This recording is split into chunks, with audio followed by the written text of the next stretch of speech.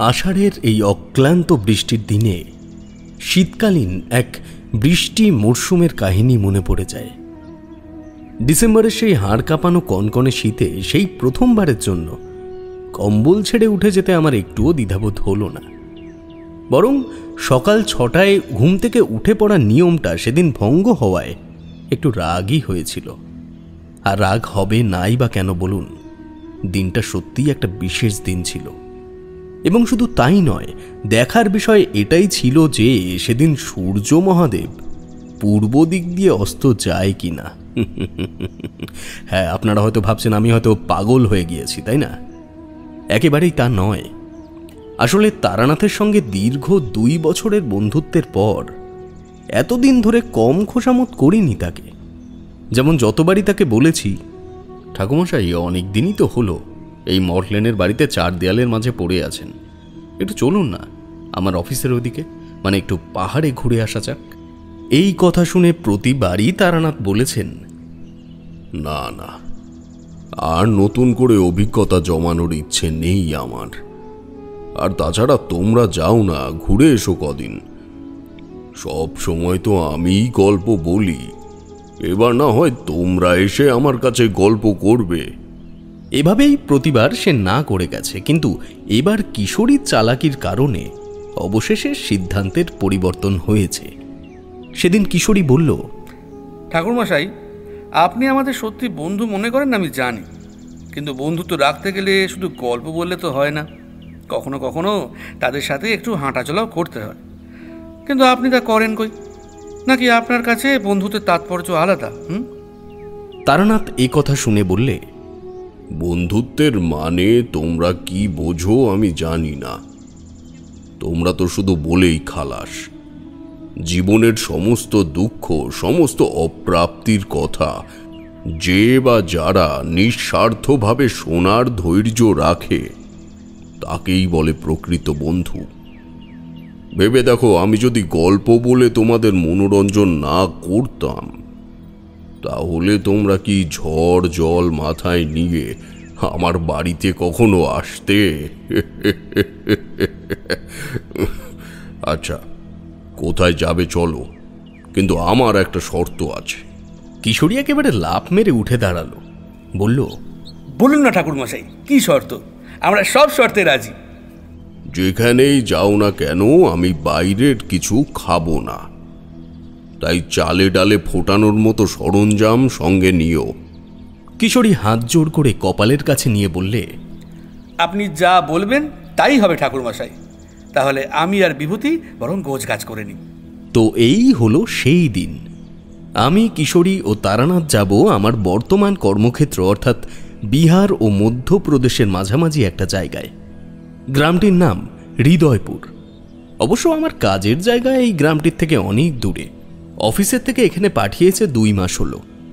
3 দিনের ছুটি নিয়ে কলকাতায় এসেছিলাম, কিন্তু সেই ছুটি পেরিয়েছে প্রায় 7 দিন।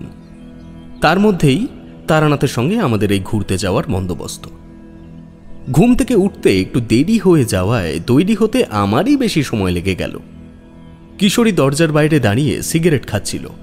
এবার গলা চড়িয়ে বলল, আরে তোমার ব্যাপারটা কি? 9:20 বেজে গেল, এখনো তারানাথের বাড়ি যেতে পারলাম না। ওখান থেকে হাওড়া পৌঁছতে কতক্ষণ লাগবে খেয়াল আছে তোমার?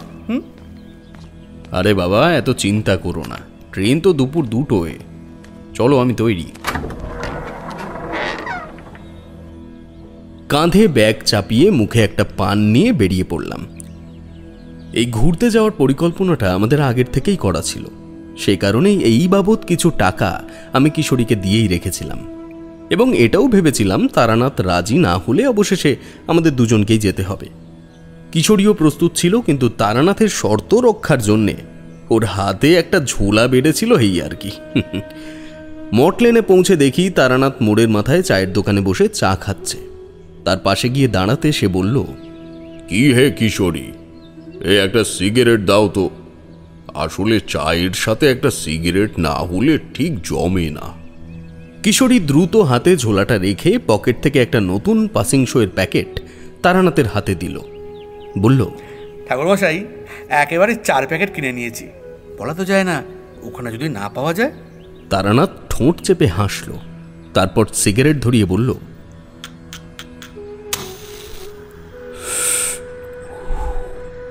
এখন কটা বাজে বলো তো?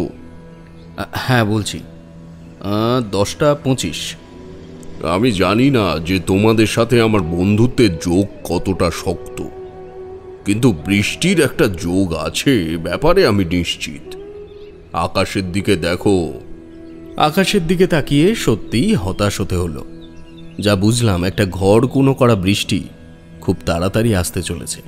ব্যস্ত হয়ে বললাম, ঠাকুরমশাই চলুন, আমরা এবার বেরোই। এই শীতের মধ্যে বৃষ্টিতে ভিজলে আর রক্ষা নেই। তারানাথ নিঃশব্দে মাথা নাড়ল। তারপর হাতের ইশারায় কিশোরীর ঝোলাটা ওর হাতে তুলে নিতে বলল। টুপটুপ করে বৃষ্টি শুরু হলো ঠিকই, কিন্তু তাতে আমাদের কোনো অসুবিধা হলো না। একেবারে মটলেনের মুখ থেকে একটা এক্কা গাড়ি নিয়ে আমরা ঠিক 12:49 হাওড়া স্টেশনে পৌঁছালাম।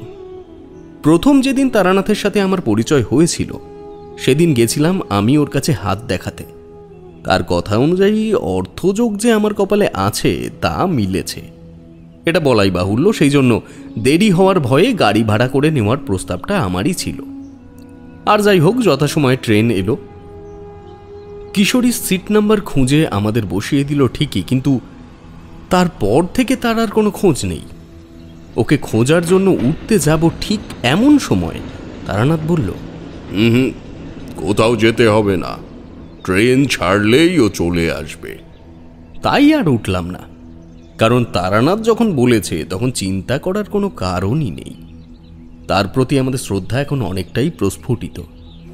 ওনার গল্পগুলো এখন আমাদের কাছে মানব জীবনের ভয়ানক বাস্তব। কিশোরীও উল্লেখিত সময়ে এসে সে শ্রদ্ধায় আরও একটু মাখন লাগিয়ে দিল। ট্রেন ছাড়ল হাওড়া স্টেশন থেকে এবং কিশোরী ফিরল শাল পাতায় মোড়া গরম গরম কচুরি নিয়ে। বললাম, আচ্ছা আমরা না হয় কচুরি খেলাম, কিন্তু ঠাকুরমশাইয়ের জন্য কি আনলে? কিশোরী উত্তর দেওয়ার আগেই তারানাথ বলল, আমায় নিয়ে ভাবতে হবে না, আমি যখন খুশি খেয়ে নিতে পারবো। কথাটা শুনে আমরা দুজনই অবাক হলাম। ঠাকুরমশাইয়ের জন্য তো এখন তেমন কিছুই আনা হয়নি, তা উনি কি খাওয়ার কথা বলছেন? কিশোরী প্রশ্নটা করেই ফেলল। ঠাকুরমশাই, আপনি কি কিছু নিয়ে এসেছেন সাথে? আমি যা খাবো তা সর্বস্থানে বিরাজমান, বাড়ি থেকে নিয়ে আসার কোনো প্রয়োজন নেই। আগে তোমরা বেঞ্চে জমিয়ে বসো, বাকিটা বলছি। এতক্ষণে কিশোরী বসল। ওর মুখে শুনলাম ট্রেনের এই কক্ষে আমরা আছি মোট 5 জন। আমার পাশে কিশোরী এবং মুখোমুখি বেঞ্চিটায় তারানাথ। বিপরীত দিকের জানলাটায় একজন মধ্যবয়স্ক ভদ্রলোক পুঁটলি মাথার তলায় দিয়ে ঘুমিয়ে পড়েছেন। তারানাথ কাঁধের থেকে পুঁটলিটা নামিয়ে বলতে আরম্ভ করল, তবে শোনো তোমরা, তন্ত্র শব্দের অর্থ হলো ব্যাপক। সংক্ষেপে যা তন্ত্র তা হলো সৃষ্টির পরিচালনার নিয়ম। মহাদেব বা শিবের ডমরু থেকে তন্ত্রের উৎপত্তি। সতী বা দেবী দুর্গার 10 হাতে রয়েছে 10 মহাবিদ্যা। এই 10 মহাবিদ্যার উপর ভিত্তি করেই অনেকটা তন্ত্রশাস্ত্র গড়ে উঠেছে। তন্ত্রের ব্যাপারটা অনেক ব্যাপক, অনেক বিস্তৃত। এই বিদ্যা অর্জন করতে গেলে সবার প্রথমে শিখতে হয় বায়ু ভক্ষণ প্রক্রিয়া। কারণ তন্ত্র মতে এমন এমন সাধনা আছে যে সাধনায় দিনের পর দিন জল স্পর্শ না করেই থাকতে হয়। সেই দিনগুলিতে শুধুমাত্র একটি খাদ্যই সাধকের শরীর চালনা করে থাকে, সেই খাদ্যই হলো বায়ু। মুর্শিদাবাদ জেলার এক প্রত্যন্ত গ্রামের শ্মশানে আমার এক সিদ্ধ পুরুষের সাথে আলাপ হয়। তার কাছেই প্রথম এই প্রক্রিয়া আমি শিখেছিলাম। সাধারণ মানুষ যেমন বেশিক্ষণ উপোস করে থাকতে পারে না, কিন্তু একই স্থানে একজন সাধক বায়ু সেবন করে বছরের পর বছর বেঁচে থাকতে পারে। একটা দীর্ঘ নিঃশ্বাস ছেড়ে তারানাথ চুপ করল। আমি আর কিশোরী পরস্পরের মুখ চাওয়াচাই করতে লাগলাম। জানি না এই বিশ্ব ব্রহ্মাণ্ডে এমন আরও কত অজানা মন্ত্রগুপ্তি রয়েছে যা বিজ্ঞানের কাছে এখনো গবেষণার বিষয়। সামনের বেঞ্চে বসে থাকা মানুষটি আমাদের জন্য কেবল তারানাথ জ্যোতিষার্ণব নয়, কিশোরীও আমার জন্য তিনি এমন একজন মানুষ যার সৃষ্টি এক আশ্চর্য সময়ের দোলাচলে। এই যুগে হয়তো আমি আর কিশোরী আছি, জানি না কত যুগ ধরে আমাদের মতো মানুষকে জগৎ সংসারের অলৌকিকতার খোঁজ দিয়ে চলেছে এই তারানাথ চক্রবর্তী। নৈহাটি স্টেশনে কিছুক্ষণ দাঁড়িয়ে ট্রেন আবার চলতে শুরু করল। তারানাথ আর কোনো কথা বলল না। কিশোরী গুনগুন করে গান গাইতে লাগল। তবে জানতাম অন্যবারের মতো এইবার ঘুমিয়ে ঘুমিয়ে যাওয়া যাবে না। ঠাকুরমশাই সামনে বসে থাকলে মনটা প্রায়শই গল্প গল্প করতে থাকে। নিদ্রার সেখানে কোনো স্পর্ধাই নেই। অনেকটাই নীরব যাত্রার পর আমি গলা ঝাড়া দিয়ে বললাম, বলছিলাম অনেকটাই তো পথ, আর তা যেতে যেতে একটা গল্প হলে হয় না ঠাকুরমশাই? তারানাথ চোখ বুজেছিল। আমার কথা শুনে চোখ খুলল, কিন্তু আমার দিকে তাকালো না। শান্ত গলায় বলল, এই যাত্রাটাই তো একটা গল্প, নতুন করে গল্পের প্রয়োজন কি? এই রূপ মন্তব্যের পর আর যদিও প্রশ্ন করা চলে না, কাজেই চাদরটা মাথায় দিয়ে আমিও চোখ বুঝলাম। ঘুম কোনো মতেই এলো না। মাঝরাতে জয়রামপুর নামক একটা হল্ট স্টেশনে ট্রেন থামে। কিশোরীও আমি নেমে একটু সিগারেট খেয়ে নিলাম সেখানে। তারানাথের মুখ দেখে বোঝা মুশকিল সে জেগে আছে না ঘুমোচ্ছে। কিশোরী কিছু একটা বলতে গিয়েছিল, আমি ওর হাত চেপে ধরাই ও চুপ করল। বাকি রাতটুকু আমরা দুজনে কোথায় যাব, কি করব, এসব আলোচনা করেই কাটিয়ে দিয়েছি। অবশেষে যখন গন্তব্যে পৌঁছালাম তখন সকাল 7টা। স্টেশনটির নাম হৃদয়পুর। এই স্টেশনে নেমে প্রায় 60 থেকে 70 মাইল বাসে চেপে পৌঁছতে হয় আমার কর্মস্থলে। কিন্তু আজ ওই দিকে নয়, আমরা যাব পাঁচদেউড়ি নামক সবুজ পাহাড়ে ঘেরা এক প্রত্যন্ত গ্রামে। এবং তার অন্যতম প্রধান কারণ, ওই গ্রামটিতে বেশিরভাগ মানুষই বাঙাল। জায়গাটির বিষয়ে আমি অফিসে শুনেছি। কলকাতার থেকে অনেক বড় বড় কোম্পানি এদিকে নিজেদের ফাউন্ডেশন তৈরি করে। সেই সুবাদে কিছু দরিদ্র মানুষকে এনে পাঁচদেউড়িতে তাঁবু করে দেওয়া হয়েছিল। তারা সারাদিন কাজবাজ করে আবার তাঁবুতে ফিরে যেত। এভাবেই ক্রমাগত কাজ চলতে চলতে সেখানে একটা স্থায়ী বাসস্থান তৈরি হয়ে গেছে। লোকসংখ্যা এখন প্রায় 300 জনের কাছাকাছি। তবে ওখানে নাকি এখনো বিদ্যুতের আলো পৌঁছয়নি। কিশোরীকে 2-3টে জায়গার ব্যাপারে বলেছিলাম, কিন্তু ও তার মধ্যে এই জায়গাটাই বাঁচল। কিন্তু ভোগান্তি যে হবে এই কথা আমরা দুজনেই জানতাম। স্টেশন থেকে নেমে বাস স্ট্যান্ডে পৌঁছেই শুরু হলো তার সূত্রপাত। বোঝা গেল আমাদের পোশাক আশাকেই হয়তো লোকজন আঁচ করতে পেরেছে আমরা কলকাতার থেকে এসেছি। পাঁচদেউড়ি গ্রামের ব্যাপারে শুনতেই উত্তর পেলাম হিন্দি ভাষায়। अच्छा, तो 5 देवड़ी जाना है आप लोगों को? किशोरी इतिबाचक माथा नाड़ल। तो फिर सुनिए, 5 देवड़ी जाने का यहाँ से कोई गाड़ी नहीं मिलेगा। एक काम कीजिए, गाड़ी में बैठ जाइए। लगभग 2 घंटे के बाद एक गांव पड़ेगा, जिस जगह का नाम है माझेर ग्राम। वहाँ पे उतर के किसी से भी पूछ लीजिएगा, आप लोगों को रास्ता बता देगा। दरअसल वहाँ पे कोई गाड़ी नहीं जाता है, चढ़ाई है ना। কথাটা শুনে খুব বিরক্ত লাগলো মনে মনে। কিশোরীকে বললাম, দেখেছো, আমি বলেছিলাম না এখানকার পরিবহন ব্যবস্থা অতটাও ভালো নয়। আমরা না হয় হাঁটলাম, কিন্তু আমি আমার অর্ধেক জীবনই পায়ে হেঁটেই অতিক্রম করেছি, তাই এই বিষয়ে আমার কোনো প্রতিবন্ধকতা আসবে না, তা নিয়ে তোমরা নিশ্চিত থাকতে পারো। এই তো, তাহলেই কোনো চিন্তা নেই আর। অগত্যা বাসে চাপলাম। মনে একটা রোমাঞ্চকর অনুভূতি হচ্ছিল না তা নয়। কিশোরী মাঝে মাঝে রহস্য ভরা চোখে আমার দিকে তাকিয়ে শীষ বাজাতে লাগলো। তারানাথ বসেছিল আমাদের সামনের চেয়ারে। মুখ ঘুরিয়ে বলল, সত্যি প্রথমে না না করলেও এখন যেন মনে হচ্ছে না এলে সত্যি খুব বিপদ হয়ে যেত। কিশোরী ভ্রু কুঁচকে বলল, বিপদ? এই কথা বলার কারণ কি ঠাকুরমশাই? মানে বিপদের এখানে তো কিছুই দেখছি না। তারানাথ তখনই জানলা দিয়ে হাত বের করে বললে, পুরো আকাশের কোনো জায়গায় মেঘ নেই, শুধু ওই জায়গাটায় দেখো আকাশটা ভারী হয়ে আছে। আমার পূর্ব অভিজ্ঞতা থেকে বলছি, আমি যতবার কোনো সম্ভাব্য বিপদের স্থানে উপস্থিত হয়েছি ততবারই এই প্রকার ইঙ্গিত কিন্তু আমি পেয়েছি।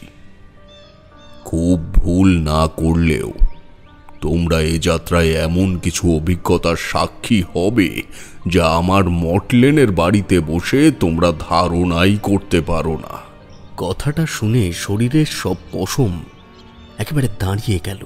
কিশোরীর চোখ উঠেছে কপালে। এমনই একটা জায়গা বেছেছিলাম তারানাথের কাছে থেকে অদ্ভুত সব কাহিনী বের করব বলে, কিন্তু আমরা নিজেরাই যে কোনো একটা কাহিনীর প্রত্যক্ষ সাক্ষী হব এই রূপ কোনো মানসিক প্রস্তুতি ছিল না। কাঁপা কাঁপা গলায় বললাম, ঠাকুরমশাই, আমাদের কি করা উচিত? ফিরে যাবেন কি? জীবনে এমন দিনও এসেছে যে সময় মনে হয়েছে আমার অস্তিত্ব আর কিছুক্ষণের। মানুষের সেবা করায় সাধকের মূল ধর্ম, কিন্তু সাধক হতে আমি পারিনি ঠিকই।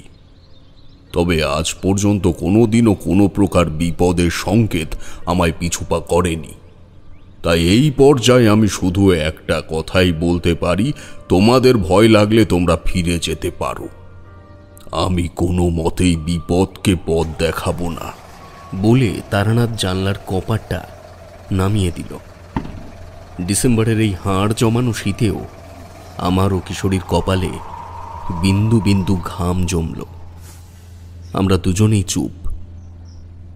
খানিক বাদেই ড্রাইভার আমাদের মাঝের ডাঙ্গা বাস স্ট্যান্ডে নামিয়ে দিল। এই বাস স্ট্যান্ডটি অবশ্যই ডাক বাংলো বাস স্ট্যান্ড নামেও পরিচিত। বাস স্ট্যান্ড বললে ভুল হবে, জঙ্গলে ঘেরা একটা জায়গাকে কিছুটা পরিষ্কার করে নিয়ে সেখানে দুটো দোকান করা হয়েছে।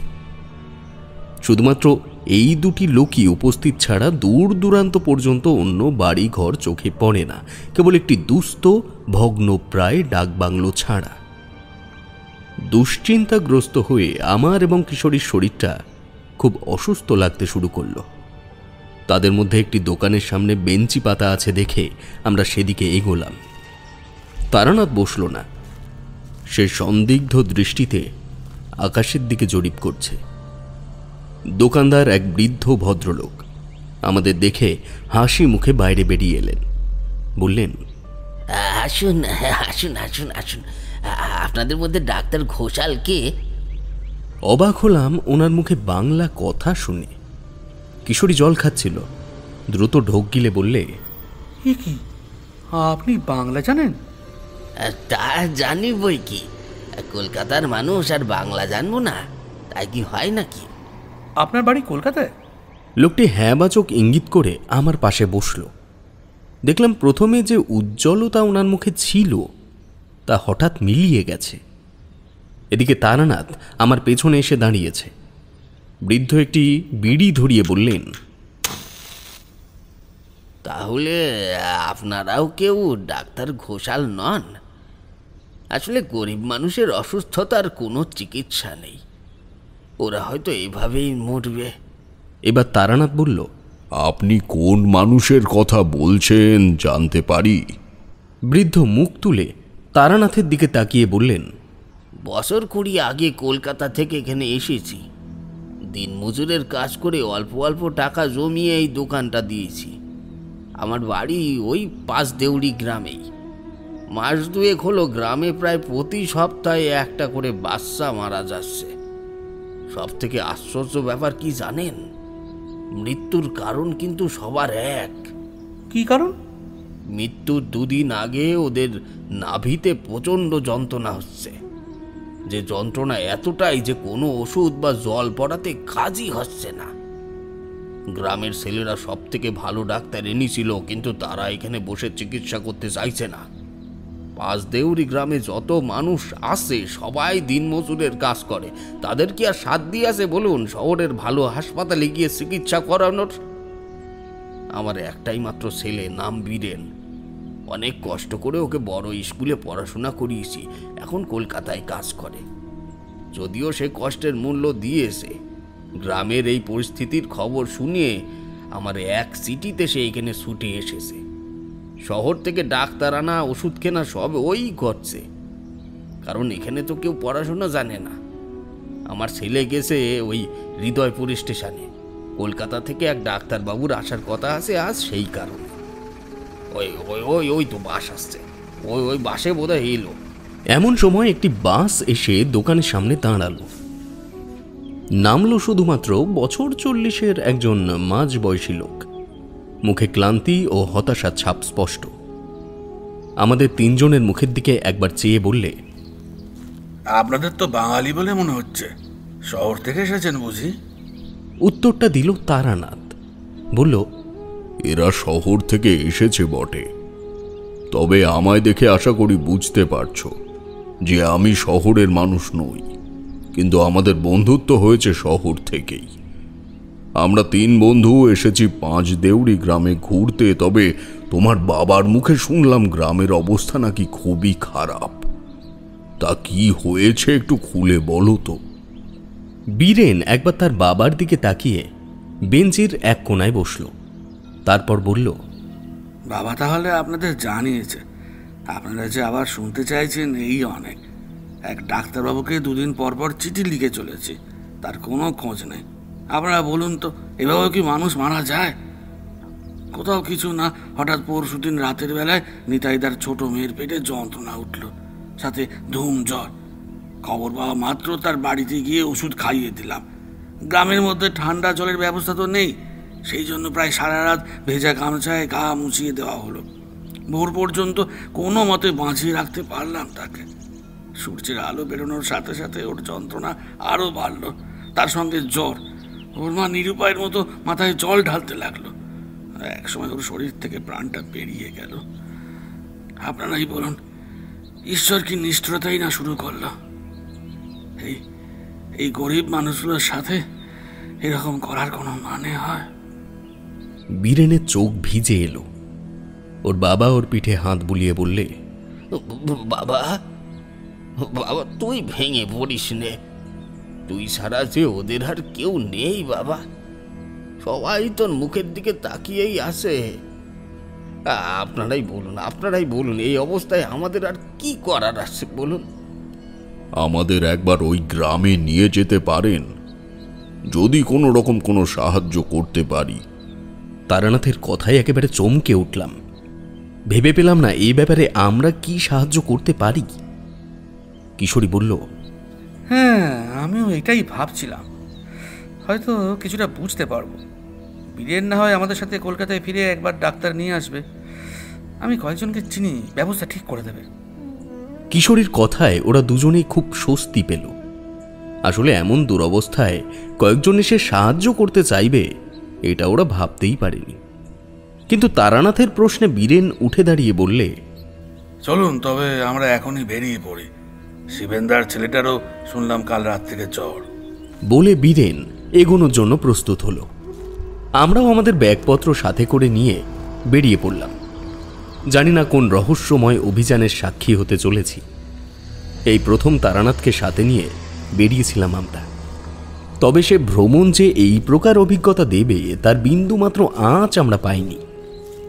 বীরেনকে লক্ষ্য করে সবার প্রথমে চলেছে তারানাথ, তার পেছনে কিশোরী ও সব শেষে আমি। গন্তব্য দুর্ভোগ ও হাহাকারগ্রস্ত 5 দেউড়ি গ্রাম।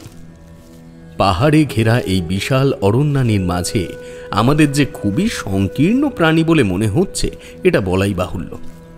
তবে একটা অনুভূতি শুধুমাত্র আমারই হলো কিনা জানি না, মনে হলো এই বিস্তীর্ণ সীমাহীন সবুজ রাজ্যের অধিপতি সর্বদা আমাদের আপাদমস্তক পর্যবেক্ষণ করে চলেছে।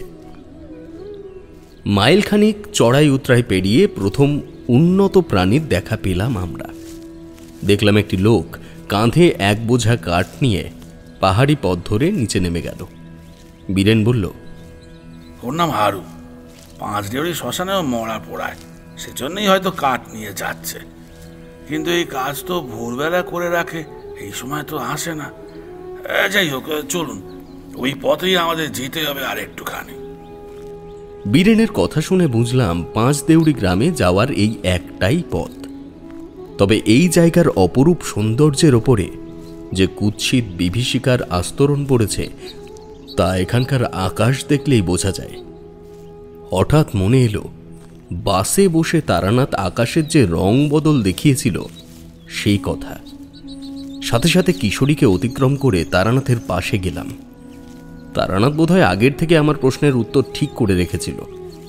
আকাশের দিকে হাত তুলতেই নিচু গলায় তারানাথ বলল, মাঝে মাঝে প্রকৃতির কোনো খেয়ালে এই ছায়া জগৎ আমাদের জগৎকে স্পর্শ করে। তুমি যা দেখছো তা দুই জগতের মেলবন্ধন। পাঁচদেউড়ি গ্রামে যা ঘটছে তা কোনো মহামারীর প্রাদুর্ভাব নয়, বরং এই কালো মেঘ সদৃশ নয়। চাইলে এই গোটা গ্রামটাকেই জীব শূন্য করে দিতে পারে। বীরেন অনেকটা এগিয়ে গিয়েছে দেখে কিশোরী তারানাথের কাছে প্রশ্ন করল, ঠাকুরমশাই, একটা বিষয় লক্ষ্য করুন, এই গ্রামে কিন্তু ঠান্ডাটা কম, তাই না? তারানাথ কিশোরীর দিকে তাকিয়ে বললে, শুধু ঠান্ডা কম নয়, একটু অপেক্ষা করো, এই গ্রাম তোমার জীবন ইতিহাসে অন্য এক পৃথিবীর স্মৃতি বহন করে আনবে। কিশোরী একেবারেই প্রস্তুত ছিল না এই উত্তরটার জন্য। ও অবাক হয়ে তারানাথের মুখের দিকে চেয়ে রইল। চড়াই থেকে সমতলে নেমে প্রথম যে বাড়িটি চোখে পড়ল সেটাই বীরেনদের বাড়ি। দেখলাম ও তালা খুলে ভিতরে ঢুকে গেল এবং তার সাথে সাথেই একজন মধ্যবয়স্ক লোক হন্তদন্ত হয়ে ওর ঘরে ঢুকল। তারানাথ বলল, তাড়াতাড়ি এসো তোমরা, আবার বোধহয় কিছু হয়েছে। দ্রুত পায়ে আমরা তিনজন উঠোনে পৌঁছালাম। দেখলাম ওই লোকটি হাউমাউ করে বীরেনের পা জড়িয়ে কাঁদছে। বীরেন, বীরেন, তুমি আমার ছেলেকে বাঁচা বাবা, তুমি আমার ছেলেকে বাঁচা। ও ছাড়া যে আমার কেউ নেই রে। তুই যেভাবেই হোক ওকে হাসপাতালে নিয়ে যা। শিবেন কাকা, তুমি ওঠো ওঠো ওঠো, তুমি গুরুজন হয়ে এভাবে পায়ে হাত দিও না। হ্যাঁ, ওঠো ওঠো। শিবেন কাকা, সামলাও নিজেকে, শক্ত হও। তারপর আমাদের দিকে ইশারা করে বলল, ওই দেখো, ওনারা এসেছেন আমাদের সাহায্য করতে, দেখবে সব ঠিক হয়ে যাবে, চিন্তা করো না। এবার শিবেন পেছনে ঘুরল, হাত জোড় করে তারানাথের সামনে এসে বলল, আপনারা দয়া করে আমার ছেলেটাকে বাঁচান। ও ছাড়া আমার এই পৃথিবীতে আর কেউ নেই। দয়া করুন, দয়া করুন। আরে আরে, পায়ে হাত দিচ্ছ কেন? এখন তোমার নিচু হওয়ার সময় নয় শিবেন। ওঠো ওঠো ওঠো ওঠো। তা তোমার ছেলের নাম কি হে? ইন্দ্র। আচ্ছা বেশ, ইন্দ্রর কোনো ক্ষতি হতে দেব না আমরা, তুমি নিশ্চিত হয়ে যাও। একবার আমাদের ওর কাছে নিয়ে চলো দেখি। শিবেন চোখ মুছে ব্যস্ত হয়ে বলল, হ্যাঁ, আসুন আসুন, আমার সাথে আসুন, চলুন, এই তো আমার বাড়ি। আমরা তিনজন শিবেনের পেছন পেছন গেলাম। বীরেন হাতে ওষুধ নিয়ে আমাদের সাথে যোগ দিল। শিবেনের বাড়ি বেশি দূরে নয়, ওই মিনিট দুয়েকের হাঁটা পথ। মাটি দিয়ে বানানো একটা ছোট্ট দোচালা বাড়ি। উঠোনে পৌঁছতে শিবেন উন্মাদের মতো দৌড়ে ঘরে চলে গেল। ইন্দ্র, ইন্দ্র বাবা রে, ও বাবা দেখ, ওরা এসেছে, ডাক্তারবাবু এসেছে রে, তোর কিচ্ছু হবে না, তোর কিচ্ছু হবে না, তুই আবার সুস্থ হয়ে যাবি রে, তুই আবার সুস্থ হয়ে। সবার আগে তারানাথ ঘরে ঢুকলো। শিবেন একটা কাঠের চেয়ারে ওকে বসতে দিল। তারানাথ ঘরে ঢুকতেই শিবেনের ছেলে ইন্দ্র হঠাৎ যেন কুঁকিয়ে উঠল। আমরা তিনজন দরজা থেকে মুখ বাড়িয়ে এই দৃশ্য দেখছি। তারানাথ ওর হাত ধরে বলল, তোমার কিছু হতে দেব না ইন্দ্র, মনে জোর রাখো। আমি এসেছি তোমায় সুস্থ করতে, তুমি আমায় সাহায্য করবে তো? তারানাথের প্রশ্ন শুনে ইন্দ্র যন্ত্রণা বোধহয় আরো বাড়ল। পাগলের মতো ছটফট করতে করতে পেট চেপে উঠে বসল সে। তারানাথ উঠে দাঁড়াতেই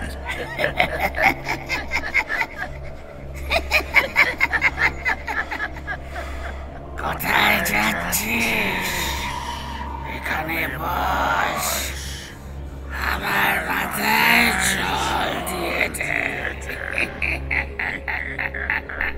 আমরা কিংকর্তব্য বিমূঢ় হয়ে পড়েছি হঠাৎ এই দৃশ্য দেখে। শিবেনের চোখ ঠিকরে বেরিয়ে আসছে উত্তেজনায়। তারানাথ আবার চেয়ারে বসে পড়ল। সত্যি অবাক হচ্ছে এই মানুষটার প্রতিক্রিয়া দেখে। মুখে মুখে একটা হাসি টেনে এনে সে বলল, এত চিন্তা করো না ইন্দ্র, সবে তো এলাম। তোমার সাথে দেখা না করে বাড়ি ফিরবো না। তুমি বরং শুয়ে পড়ো, আমি তোমার মাথায় জল দিয়ে দিই। এবার যে ঘটনাটা ঘটল তা এতটাই ভয়ঙ্কর, যার ভয়াবহতার বর্ণনা হয়তো সঠিকভাবে করতে পারবো না আমি। দেখলাম ইন্দ্র এসে বালিশে মাথা দিল ঠিকই, কিন্তু তার পা দুটো বেশিক্ষণ চৌকিতে থাকলো না। ধীরে ধীরে পা উঠতে থাকলো ওপরের দিকে। একসময় শুধু তার মাথা আর ঘাড়টুকু বাদে বাকি সবটাই শূন্যে উঠল। কেউ যেন দুটো পা টেনে তুলে একসাথে বেঁধে উল্টো অবস্থায় ঝুলিয়ে দেওয়ার চেষ্টা করছে, কিন্তু তারানাথের সেদিকে কোনো ভ্রুক্ষেপ নেই। ও বালতি থেকে জল নিয়ে ওই অদ্ভুত অলৌকিকতার স্রষ্টার মাথায় ঢেলে চলেছে অনবরত। তার সাথে ঠোঁটের কম্পনে স্পষ্ট বোঝা যাচ্ছে তার মুখে কোনো মন্ত্র উচ্চারিত হচ্ছে। কিছু মুহূর্ত এভাবে কাটার পর সজোরে শূন্য থেকে পা দুটো আছড়ে পড়ল চৌকিতে। সঙ্গে সঙ্গে তারানাথ উঠে দাঁড়িয়ে বলল, বীরেন, এখনই তোমার বাড়িতে চলো, অবস্থা একেবারেই ভালো নয়। বীরেন হতচকিত হয়ে তারানাথের দিকে তাকিয়ে থাকলো কিছুক্ষণ, তারপর ধরা গলায় বলল, আচ্ছা, ইন্দ্র এরকম করলো কেন?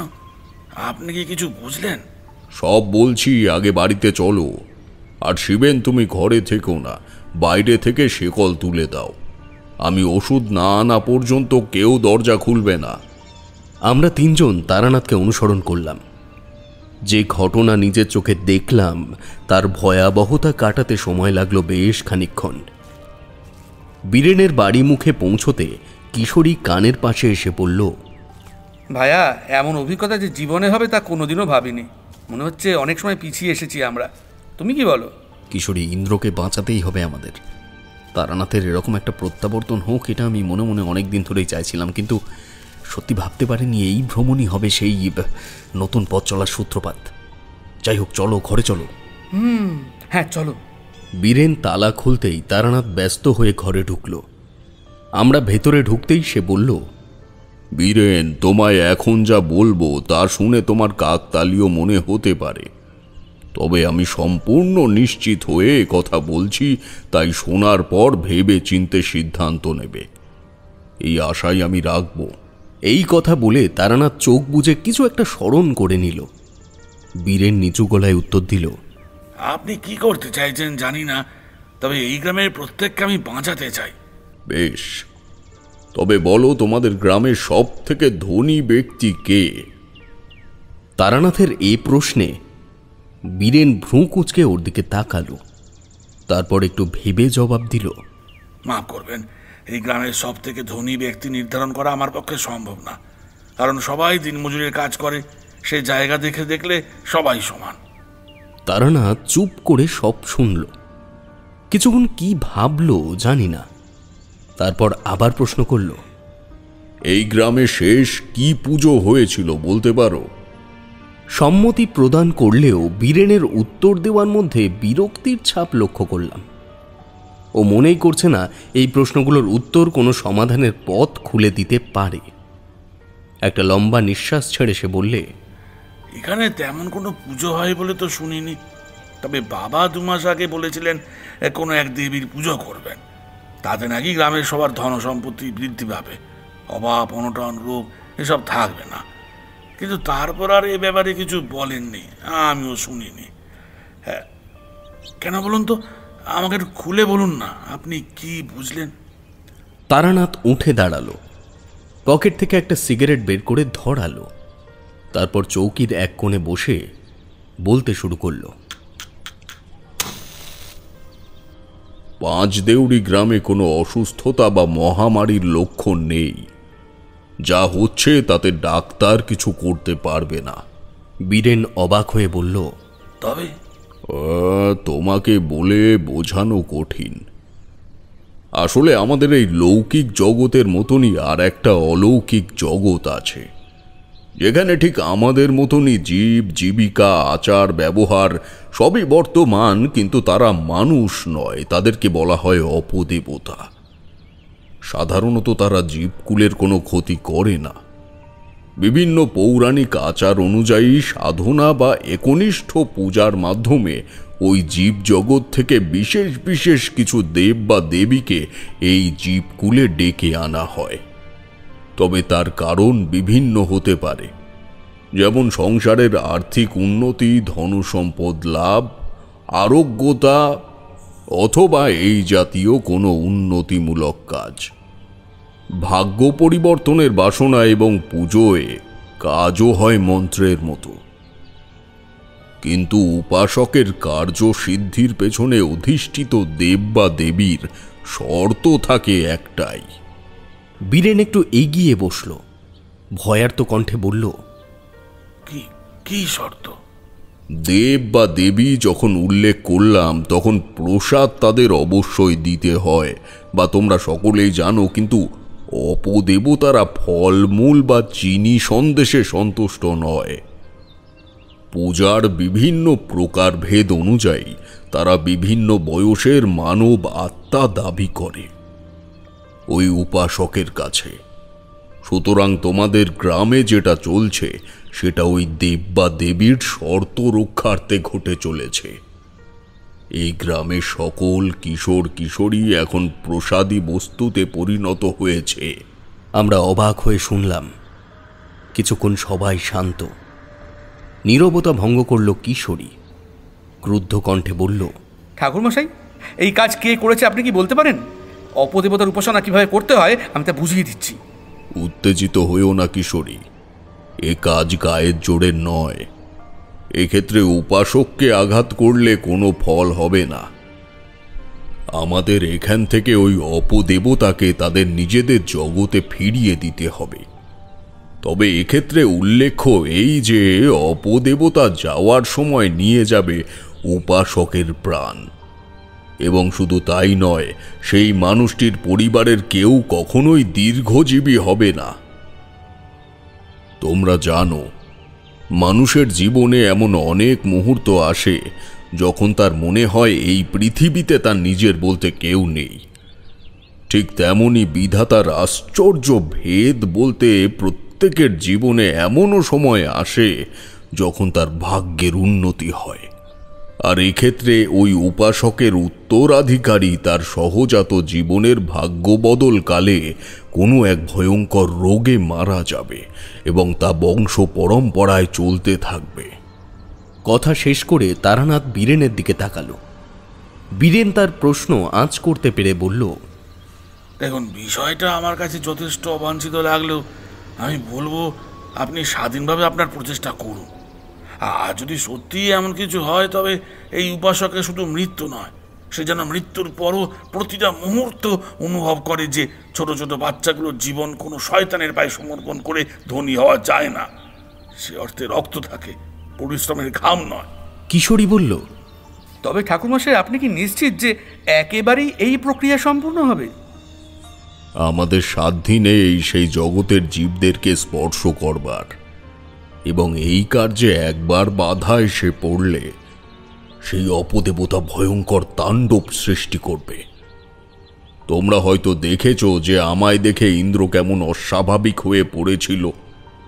সুতরাং নিশ্চিত থাকো, অপদেবতা জেনে গেছে যে তার অভিমুখে কাজ করবার মতো মানুষ এখানে প্রবেশ করেছে।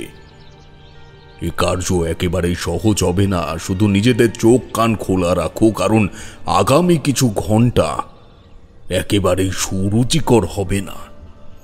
আমরা সবাই পাথর হয়ে গেছি ভয়ে। এতগুলো ঘটনা একেবারে মনের অলৌকিক অভিজ্ঞতার খাতায় লিখতে হলে হৃৎপিণ্ডে একটু চাপ পড়ে বইকি। কিশোরী ধরা গলায় বলল, তাহলে এই ত্রাণ কার্যে নিশ্চিত হওয়ার উপায়?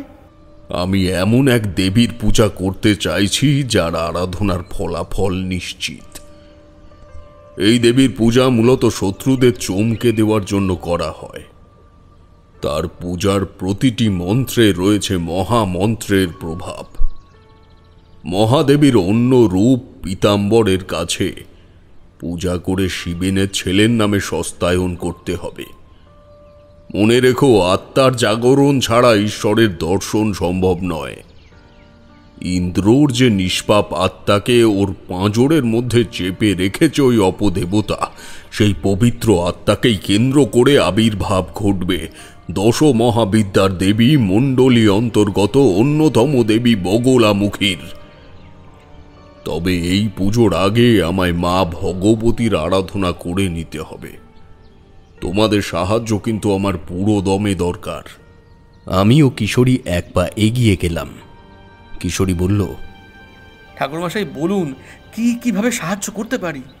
কিশোরী, তুমি অগরু, ধূপ, দীপ, নৈবেদ্য ইত্যাদি সব জোগাড় করে ফেলো, আমি লিখে দিচ্ছি। বীরেন, তুমি চলে যাও আবার শিবেনের বাড়ি।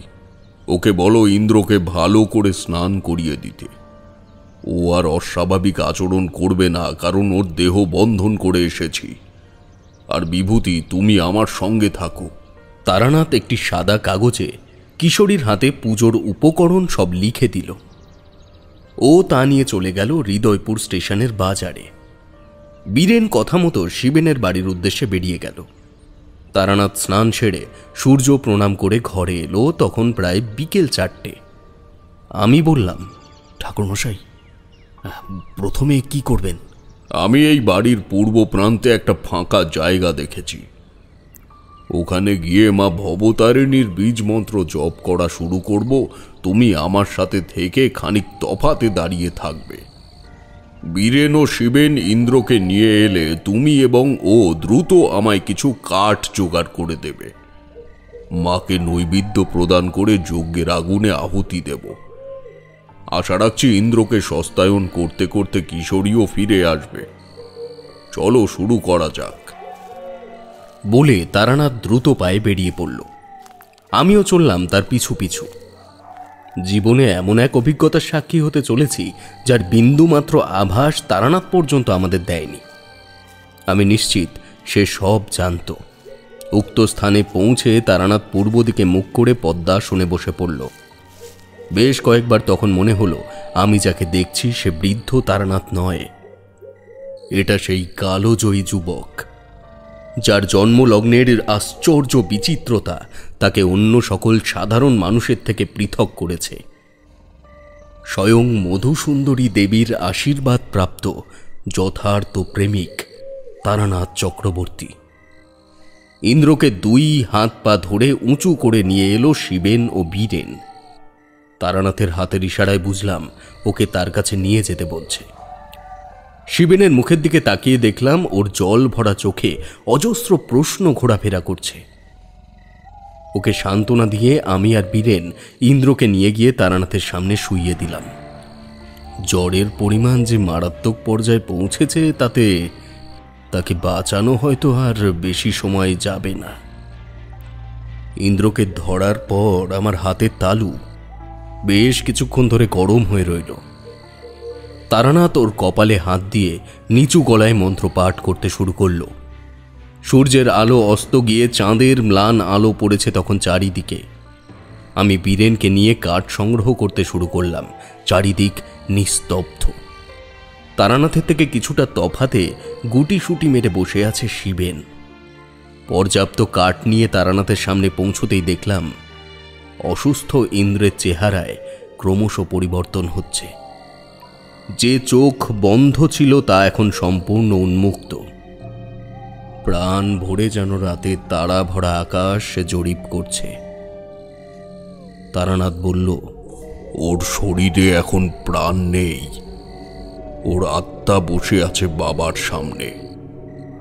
আসলে এই নিষ্পাপ কিশোর ওর বাবার চোখের জল কোনো মতেই সহ্য করতে পারছিল না এতদিন, কিন্তু দেহ বন্ধন করে কতক্ষণ রাখবো বলো? ঈশ্বরী এক্ষুনি না এলে এই শয়তান এই আত্মাহীন শরীরকে নিয়ে যেতে এক মুহূর্ত দেরি করবে না। শরীর রেখে আত্মার বিচরণ খুব বেশি হলে 10 মিনিট সম্ভব। তারানাথের কথা শুনে অসহায়ের মতো ইন্দ্রকে আর একবার দেখলাম। সত্যি তো, কিশোরী এখনো আসছে না কেন? ঘড়ি ধরে সময় দেখছি, আর তার সাথে সাথে লক্ষ্য করলাম ইন্দ্রর পা আবার ধীরে ধীরে শূন্যে উঠছে। তারানাথ হঠাৎ বলল, এখান থেকে সরে যাও, কিশোরী আসছে। রাস্তার দিকে তাকিয়ে দেখলাম সত্যি সত্যি কিশোরী ছুটতে ছুটতে আসছে। তারানাথ কিভাবে বুঝলো জানি না, তবে পরিবেশের এখন সম্পূর্ণ পরিবর্তন ঘটেছে। ইন্দ্র দেহ সম্পূর্ণ ভেসেছে শূন্যে। তারানাথের মুখ আর শান্ত নিরীহ নেই, আকস্মিকতায় সে মুখের পেশি শক্ত হয়ে উঠেছে ক্রমশ। কিশোরী প্রায় এসে পড়েছে তারানাথের কাছে, নিজেকে না সামলাতে না পেরে সমস্ত উপকরণ নিয়ে আঁচড়ে পড়ল তারানাথের সামনে। দুই হাত দিয়ে অতি দ্রুত একটি বিক্ষিপ্ত ধ্বনি বানিয়ে পকেট থেকে দেশলাই বের করে জেলে দিল কিশোরী। তারানাথ মুহূর্তে একটি প্রদীপ জেলে উচ্চস্বরে শুরু করল মন্ত্রপাঠ। ওম শ্লিং বগলামুখী সর্বদুষ্টানাং বাচং মুখং পদং স্তম্ভায়া জিহ্বাং কিলয় বুদ্ধিং বিনাশায় ক্লিং হোম স্বাহা। ওম ক্লিং বগলামুখী সর্বদুষ্টানাং বাচং মুখং পদং স্তম্ভায়া জিহ্বাং কিলয় বুদ্ধিং বিনাশায় শ্লিং ওম স্বাহা। মন্ত্রপাঠ যত বাড়ছে তত বাড়ছে ইন্দ্রের অবস্থানের উচ্চতা। ঘিয়ের পাত্র খুলে সম্পূর্ণ ঘি নিক্ষেপ করল তারানাথ ধুনির আগুনে। মুহূর্তের মধ্যে কিশোরী দাঁড়িয়ে ইন্দ্রর পা জড়িয়ে ধরল। ঠাকুর মশাই, আপনি নিশ্চিন্তে চালিয়ে যান, আমি ইন্দ্রকে কোথাও যেতে দেবো না। যদি যেতেই হয় তবে আমিও যাব। এমন সময় আকাশ যেন হঠাৎ ভেঙে পড়ল মাটিতে। তারাযুক্ত ঝকঝকে আকাশে কোথা থেকে এত মেঘ চলে এলো জানি না, তবে এই পরিবেশটিকে নারকীয় করে তুলতে হয়তো এইটুকুই বাকি ছিল। এলোমেলো হাওয়ায় কাঁপছে ধুনির আগুন। ঠিক তার সামনে চলেছে অপদেবতা ও কিশোরীর মধ্যে ইন্দ্র জীবন মরণের ফলাফল। বিক্ষিপ্ত হাওয়ায় পাক খেয়ে ফিরে আসছে ক্রুদ্ধ কণ্ঠে পাঠ হওয়া মা বগলামুখীর মন্ত্র। উফ, সে কি দৃশ্যের বর্ণনা দিতে যেন আমি অপারক। তারানাথ আসন ছেড়ে উঠে দাঁড়িয়ে দু হাত আকাশের দিকে তুলে চিৎকার করে বলল, নমঃ কালী কালী মহাকালী কালী কে পাপ হরিরি ধর্ম কামপ্রদে দেবী নারায়ণী নমস্তুতে মহিষগ্নি মহামায়ে চামুণ্ডা মুন্ডমালিনী আয়ুরারোগ্য বিজয়ং দেহি দেবী নমস্তুতে ওম ক্লিং কালিকায় নমঃ। তারানাথ মাথা ঝুঁকিয়ে প্রণাম করল। বুঝলাম এমন কিছুর আবির্ভাব ঘটেছে যাকে দর্শন করার যোগ্যতা আমার বা আমাদের নেই। কিশোরী শরীর ছেড়ে দেওয়ার মতো অবস্থা, প্রাণের যন্ত্রণায় ও পাগলের মতো চিৎকার করছে, তবুও ইন্দ্রকে ছাড়ছে না। এমন সময় বিরাট আলোক বিস্ফোরণ চোখ ধাঁধিয়ে গেল সবার। কথাটি বলতে যতক্ষণ সময় লাগলো তার থেকেও কিন্তু অনেক কম সময়ে ঘটল ঘটনাটা। চোখের স্বচ্ছতা ফিরতে সময় লাগলো বেশ খানিকক্ষণ। দেখলাম তারানাথ কিশোরীর মাথা ওর হাঁটুর ওপরে নিয়ে তার নাড়ি পরীক্ষা করছে। ছুটে গেলাম ওখানে। ঠাকুরমশাই, ঠাকুরমশাই, কি হয়েছে ওর? কি হয়েছে কিশোরী? কিশোরী কিছু হয়নি, সবাই মিলে ধরে এদের বাড়ি নিয়ে চলো, ভয়ের কোনো কারণ নেই। কিশোরীর জ্ঞান ফিরল ঘন্টা দুয়েক পরে। চোখ খুলতেই বলল, ইন্দ্র এখন কেমন আছে? ইন্দ্র এখন ভালো আছে, ওর জ্বর কমে আসছে এবং খুব তাড়াতাড়িও সুস্থ হয়ে উঠবে। কিন্তু সত্যি আমি একাধারে গর্বিত এবং একাধারে অবাক। এই কিশোরী সেনকে আমি প্রথম দেখলাম, তবে ঘটনার তাৎপর্য ব্যাখ্যা পরে হবেক্ষণ। এখন দেখার পালা অপদেবতার উপাসকটি কে। সেদিন রাতে আমি, বীরেন ও তারানাথ পুরো 5 দেউড়ি গ্রাম পরীক্ষা করতে বেরোলাম, কিন্তু কোথাও কোনো অজ্ঞাত মৃত্যুর খোঁজ পেলাম না। কিশোরীকে ইচ্ছে করেই ঘরে রেখে এসেছিলাম, ওর অবস্থা খুব একটা ভালো ছিল না। ফিরে এসে দেখি একটি লোক ঘরের বারান্দায় বসে আছে। প্রচণ্ড ক্লান্ত হয়ে হাঁপাচ্ছে লোকটি। কিশোরী ঘরের বারান্দা থেকে নেমে এলো, বলল, এ হলো হারুডো। চোলাই কেনার উদ্দেশ্যে ও মান্দা স্টেশনে গিয়েছিল। ফেরার সময় দেখলো বীরেনের বাবা দোকান ঘরের সামনে আপত্তিকর অবস্থায় মরে পড়ে আছে। আমি অবাক হয়ে তারানাথের দিকে তাকালাম। তারানাথ বীরেনের কাঁধে হাত রেখে বলল, এবার বুঝতে পারছো তো কত বড় একটা পাপের হাত থেকে তুমি রক্ষা পেলে। তোমার বাবা এই পুজোর ব্যাপারেই তোমাকে খবর দিয়েছিল, আর তোমায় চিঠি পাঠিয়ে ডাকার কারণ এই গ্রামের মহামারী নয়, সুযোগ বুঝে তোমায় দিয়ে এই গ্রামের সমস্ত সম্পত্তির অধিপতি হতে চেয়েছিলেন উনি। কারণ এই সমস্ত ব্যাপারে যেটুকু পড়াশোনা লাগে তা উনি জানতেন না। অপদেবতা তুষ্ট হলে যেমন নিখুঁত ফল দেয়, তাকে রুষ্ট করলে ততটাই ভয়ঙ্কর মৃত্যু নেমে আসে।